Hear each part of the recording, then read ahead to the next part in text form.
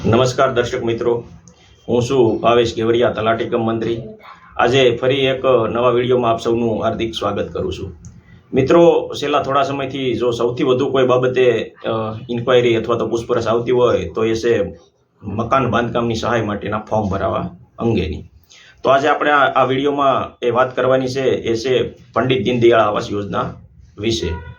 તો સૌ પ્રથમ આપને હું જણાવી દઉં તો પંડિત દીનદયાળ આવાસ યોજના અંતર્ગત કોણ કોણ લાભ લઈ શકે, કોને લાભ મળી શકે, તેમજ આ યોજના માટે કયા કયા ડોક્યુમેન્ટની જરૂર પડે, તેમજ આ યોજના માટે લાભ લેવા માટે આનું ફોર્મ કેવી રીતે અને ક્યાં ભરવું, અને આ ફોર્મ ભર્યા બાદ મંજૂર થઈ હતી આમાં કેટલી સહાય મળવા પાત્ર છે, આ બાબતે આપણે થોડી વિસ્તૃતથી માહિતી આપીશું.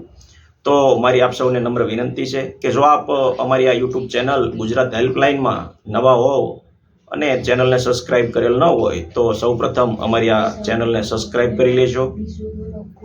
તેમજ આ વિડીયોમાં આપવામાં આવતી માહિતીથી આપ સંતુષ્ટ હો અને આપને એવું લાગે કે આ માહિતી બીજા લોકોને પણ ઉપયોગી થઈ શકે તો આપ અમારા વિડીયોને શેર અને ફોરવર્ડ પણ કરશો. તો આપણે હવે વાત કરીએ પંડિત દીનદયાળ આવાસ યોજના વિશે.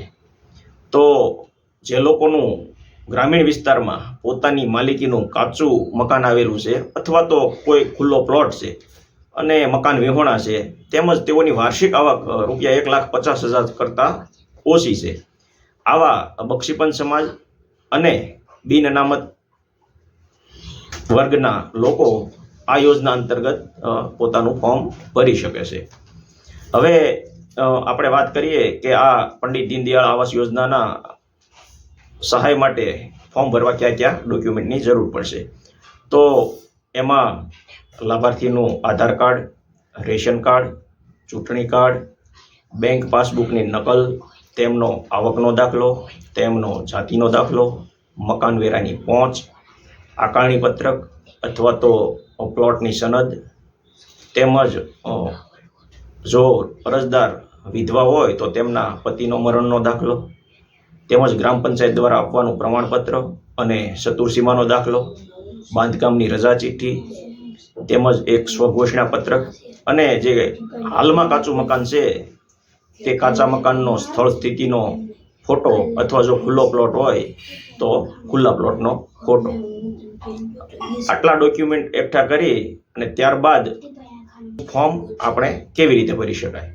તો જો આપ આનું ફોર્મ જાતે ભરવા ઈચ્છતા હો તો ઈ સમાજ કલ્યાણ નામની વેબસાઇટ પર આપ જાતે પણ ફોર્મ ભરી શકો છો, અથવા આપ નજીકના કોઈ ઈ ગ્રામ સેન્ટર અથવા તો સાયબર કાફે કે કોઈ ઓનલાઈનનું કામ કરતા હોય તેવી ઓફિસની મુલાકાત લઈ અને આટલા ડોક્યુમેન્ટ રજૂ કરવાથી આપ આ યોજના માટેનું ફોર્મ ભરી શકો. વાત કરીએ કે આપ યોજના અંતર્ગત સહાય મળવા પાત્ર છે અને કેવી રીતે મળે છે. તો આપણે જણાવી દઉં કે આ યોજના નીચે મકાન મંજૂર થાય એટલે તુરત જ જે તે લાભાર્થીના ખાતામાં ₹30,000 સીધા જ જમા કરવામાં આવે છે.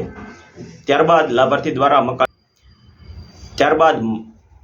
દ્વારા મકાનનું કામ લિન્ટર લેવલે પહોંચાડવામાં આવે ત્યારે બીજા ₹80,000નો હપ્તો ચૂકવવામાં આવે છે. ત્યારબાદ મકાનનું કામ શૌચાલય સાથે સ્લેબ ભરી અને પૂર્ણ કરવામાં આવે ત્યારે લાભાર્થીને બાકી રહેતી ₹50,000ની રકમ ત્રીજા હપ્તા સ્વરૂપે ચૂકવવામાં આવે છે. એટલે કુલ રકમ થઈ સહાયની ₹1,70,000. આ ઉપરાંત લાભાર્થી દ્વારા જે જૂની મનરેગા યોજના આપણે નામ સાંભળ્યું છે તેમાં દરખાસ્ત કરવાથી તેમને મજૂરી પેટે અલગથી ₹20,000 પણ ચૂકવવામાં આવે છે. આમ ગ્રામ્ય કક્ષાએ કોઈ લાભાર્થી આ યોજના અંતર્ગત મકાન બનાવવા માંગતા હોય તો તેને કુલ ₹1,90,000 સુધીની રકમ સહાય સ્વરૂપે મળે છે.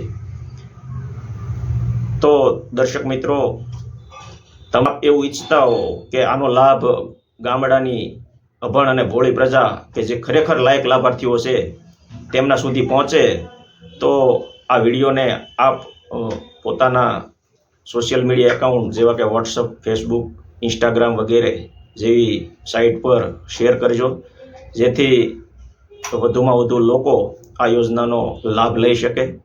અને છેલ્લે આપને એક વાત જણાવું તો આ યોજનાના ફોર્મ ભરાવાના હાલમાં ચાલુ છે અને આ ફોર્મ ભરવાની છેલ્લી તારીખ કોઈ જાહેર કરવામાં આવેલ ન હોય.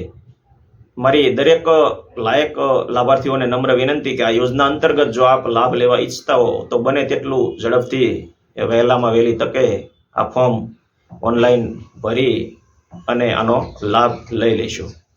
આભાર.